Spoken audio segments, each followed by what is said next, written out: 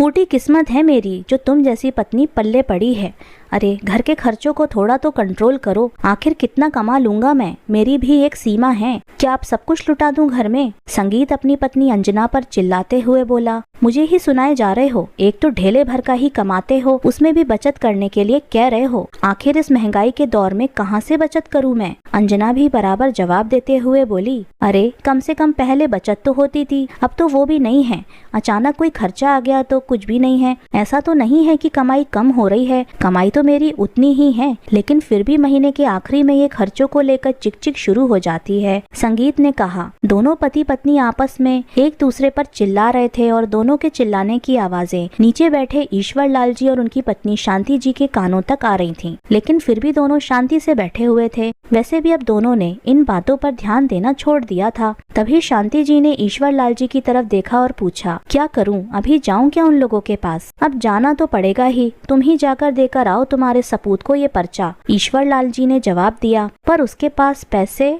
कहते कहते एक पल के लिए तो शांति जी उनकी तरफ देखने लगी, पर जैसे ही पुरानी बातें दिमाग में आने लगी तो चुपचाप पर्चा मतलब बिजली का बिल उठाया और सीधे सीढ़ियां चढ़ते हुए ऊपर जाने लगी। सीढ़ियां चढ़ते चढ़ते ही उन्हें 4 महीने पुरानी बात याद आने लगी, जब बेटे बहू उन लोगों के साथ ही नीचे वाले फ्लोर पर रहते थे। तब ऊपर के ये 3 कमरे किराए से दे रखे थे। इसके अलावा ईश्वर लाल जी की भी अच्छी खासी पेंशन आती थी, जिससे उनका गुजर बसर अच्छे से हो जाता था और उन्हें अपने खर्चों के लिए संगीत पर निर्भर नहीं होना पड़ता था। ईश्वर लाल जी घर का अधिकतर खर्चा उठा लेते थे और संगीत तो महीने के एक मुश्त 10,000 रुपए देकर फ्री हो जाता था। तो अपने पास होती सेविंग को देखकर दोनों को लगता कि हम सब खर्चा उठा सकते हैं और इसके बावजूद भी अच्छी खासी सेविंग कर सकते हैं। ऊपर से ईश्वर लाल जी और शांति जी भी आए गए के सामने अपने बेटे बहू की ही तारीफ करते थे कि कैसे उन दोनों ने पूरा घर संभाल रखा है। वो तो अपने पोते के साथ आराम से खेलते हैं और मजे से अपनी जिंदगी जीते हैं। बस यही सब सुन सुनकर और महीने की सेविंग देख देख कर दोनों का धीरे धीरे घमंड बढ़ने लगा। और जब घमंड बढ़ने लगा तो अपने सामने अपने माता पिता उन्हें छोटे नजर आने लगे। उन्हें ये लगने लगा कि माता पिता को तो वो पाल रहे हैं। इसी के चलते उन लोगों ने धीरे धीरे माता पिता का अपमान तक करना शुरू कर दिया, उनके खर्चों पर रोक टोक करना शुरू कर दिया। शांति जी की आदत थी कि वो हर पूर्णिमा को एक ब्राह्मण जोड़े को खाना जरूर खिलाती थी। एक दिन जब ईश्वर लाल जी घर पर नहीं थे, तब शांति जी मंदिर में रहने वाले ब्राह्मण जोड़े को भोजन के लिए बुलाने जा ही रही थी कि तभी अंजना ने टोक दिया। मम्मी जी, ये क्या फालतू की आफत पाल रखी है आपने? हर पूर्णिमा पर भोजन कराना जरूरी है क्या? कितना फालतू का खर्चा हो जाता है, आपको कुछ पता भी है? ये सुनकर शांति जी कुछ कहने को हुई तो संगीत भी उसकी हाँ में हाँ मिलाते हुए बोला, मम्मी सही तो कह रही है वो, ऐसी फालतू चीजों पर खर्चा क्यों करती हो? अब तो छोड़ दो ये सब चीजें। संगीत को ऐसा कहते देखकर शांति जी चुप हो गयी। कहीं ब्राह्मणों को घर पर बुलाने के बाद बच्चे उनकी बेइज्जती न कर दें, ये सोचकर शांति जी चुप हो गयी। पर उनका मन नहीं माना तो अपने पास से पैसे निकालकर मंदिर में भोजन के लिए पैसे दे आई। पर ये बात ईश्वर लाल जी को पता चल गई।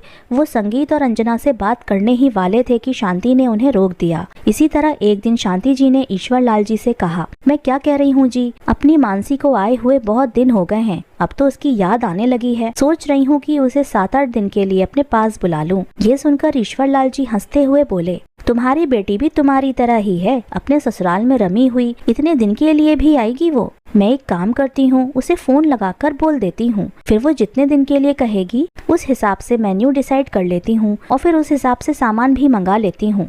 अपने हाथों से अपनी बेटी को बनाकर खिलाऊंगी। अभी वो दोनों बातें कर ही रहे थे कि अंजना ने सुन लिया और उसने संगीत से जाकर ये बात कह दी। बस फिर क्या था, संगीत और अंजना तमतमाते हुए ईश्वर लाल जी के कमरे में आए और बोले, पापा मैं क्या सुन रहा हूँ, आप मानसी को 8-10 दिन के लिए यहाँ बुला रहे हो? हाँ बेटा, तेरी मम्मी कह रही हैं कि बहुत दिनों से मानसी आई नहीं है तो उसकी याद आ रही है, तो बस इसीलिए हम दोनों अभी यही डिसाइड कर रहे थे कि बस आप लोग फालतू हैं तो दुनिया को फालतू समझते हो, यहाँ बैठकर बस फालतू के प्लान बनाते रहते हो, एक बार हमसे पूछ तो लेते।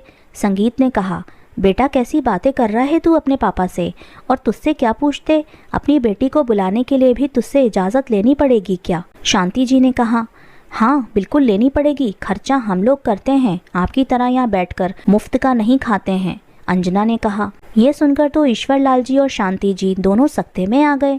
1 मिनट, तुम्हें ये गलतफहमी कैसे हो गई कि तुम लोग हमारा खर्चा उठाते हो? अगर हम ये कहते हैं कि हमारे बेटे बहू ने पूरा घर संभाल रखा है, इसका मतलब ये नहीं है कि सारे खर्चे तुम उठाते हो। और अगर इतनी ही गलतफहमी है तो अपने आप शराफत से अलग हो जाओ, हम अपना खर्चा खुद उठा लेंगे। ईश्वर लाल जी ने कहा। हाँ, तो कौन रहना चाहता है आपके साथ? हम तो खुशी खुशी अलग हो जाएंगे। आखिर फ्री का पैसा नहीं आता हमारे पास, मेहनत करनी पड़ती है उसके लिए। कब तक आप लोगों का खर्चा उठाते रहेंगे? और फिर भी कोई एहसान नहीं है। अंजना ने कहा। ठीक है बेटा, जैसी तुम्हारी मर्जी, कहकर ईश्वर लाल जी ने उसी समय किराएदारों को घर खाली करने के लिए कह दिया। जब 3 दिन के बाद किराएदारों ने घर खाली किया, उसके बाद संगीत और अंजना को ऊपर वाले फ्लैट में शिफ्ट कर दिया और खुद शांति जी के साथ नीचे रहने लगे। शुरू में तो दोनों को बहुत अच्छा लगा, वो दोनों और उनका छोटा सा बेटा, बस। लेकिन 4 महीने बीतते बीतते अब दोनों को असलियत पता चल रही थी। अब जाकर आटे दाल का भाव पता चल रहा था। कभी सिलेंडर तो कभी बिजली का बिल, कभी सब्जियां तो कभी घर का राशन, छोटे बच्चे के साथ आए दिन के खर्चे। दिन में ही दोनों को तारे नजर आने लगे थे। आए दिन दोनों में चिक चिक शुरू हो गई। खैर, अभी दोनों चिक चिक करके मुंह फुलाकर बैठे ही थे कि इतने में शांति जी ने दरवाजा खटखटाया। संगीत ने जाकर दरवाजा खोला तो शांति जी को खड़ा देखकर हैरान रह गया। इससे पहले कि वो कुछ बोलता, शांति जी ने बिजली का बिल निकालकर उसे देते हुए कहा, बेटा, ये बिजली का बिल आया है, इसे समय पर जमा करवा देना, पिछली बार की तरह लेट मत करना। कहकर वो वापस नीचे आने लगी। ये क्या है, मजाक कर रही हो मम्मी तुम? 7,000 रुपए का बिल। 7,000 रुपए का नाम सुनते ही अंजना भी खड़ी हो गई, पर शांति जी ने जवाब नहीं दिया। वो चुपचाप नीचे उतर आईं। अब संगीत और अंजना भी उनके पीछे पीछे नीचे आ गए और आते ही अंजना बोली, ये क्या है पापा जी, आपने ये बिजली का बिल हमारे पास क्यों पहुंचा दिया? हम क्यों आपका बिल भरेंगे भला? बिजली आप फूको और पैसे हम दें? उसकी बात सुनकर ईश्वर लाल जी बड़े ही शांति से बोले, देखो बहू, हमारे हिस्से का बिल तो हम दे रहे हैं, ये तो तुम्हारे हिस्से का बिल है। तुम शायद भूल रही हो कि दोनों माले के मीटर अलग अलग हैं। अरे तो 7,000 रुपए, क्या हम अकेले ही 7,000 रुपए की बिजली फूक गए? जरूर आपका बिल भी उसी में मिला होगा, कुछ न कुछ गड़बड़ कर रखी होगी आपने। अंजना अभी भी मानने को तैयार नहीं थी। ईश्वर लाल जी मुस्कुराकर बोले, बहू, बिजली वालों को बुला लो, वो चेक करके बता देंगे। ये जो तुम रात रात भर टीवी देखती हो, एसी चालू करके छोड़ जाती हो, बिना जरूरत के भी हर कमरे में लाइट जलती रहती है, तो बिजली का बिल इतना आएगा ही ना। वैसे भी 7,000 रुपए तो बहुत कम है, कई बार तो 9,000 10,000 रुपए का बिल भी आता था। अब तो अंजना की आवाज तक नहीं निकल रही थी। इधर संगीत से भी कुछ कहते नहीं बन रहा था। फिर संगीत ने थोड़ा हिम्मत करके कहा, पापा, हमें अपनी गलती का एहसास है, क्या हम लोग वापस पहले की तरह साथ रह सकते हैं? ये सुनकर ईश्वर लाल जी ने कहा, नहीं बेटा, मैं ये गलती अब नहीं करूंगा। जब तक जिंदा हूँ स्वाभिमान से ही रहूंगा। मैं तुम दोनों को ये गलत फहमी पालने का मौका बिल्कुल नहीं दूंगा कि तुम लोग हमें पाल रहे हो। इससे ज्यादा मुझे कुछ नहीं कहना। अगर तुम दोनों की बातें हो गई हो तो तुम लोग जा सकते हो। हम दोनों पति पत्नी को यहाँ पास मंदिर में जाकर ब्राह्मणों को भोजन के लिए बुलाना है, हमारे पास वक्त नहीं है। उनकी बात सुनकर आखिर दोनों अपना सा मुंह लेकर चुपचाप वहाँ से निकल गए। तो दोस्तों, कैसी लगी आपको हमारी ये कहानी? मैं उन लोगों का हार्दिक आभार व्यक्त करना चाहती हूँ जो लोग मेरी कहानियों को सुनते हैं, लाइक करते हैं और शेयर करते हैं। तो दोस्तों, अगर आपको आज की कहानी पसंद आई है तो वीडियो को लाइक ज़रूर कर लीजिएगा और अपने दोस्तों के साथ शेयर भी कर लीजिएगा। और हाँ, अगर आपने अभी तक हमारे चैनल को सब्सक्राइब नहीं किया है तो ज़रूर जाकर सब्सक्राइब कर लीजिए। मिलते हैं हम अपनी कल की एक और नई दिलचस्प कहानी के साथ। मुझ पर सदा अपना प्यार और स्नेह बनाए रखें। सभी को मेरा प्यार भरा नमस्कार दोस्तों। खुश रहें, स्वस्थ रहें, मस्त रहें।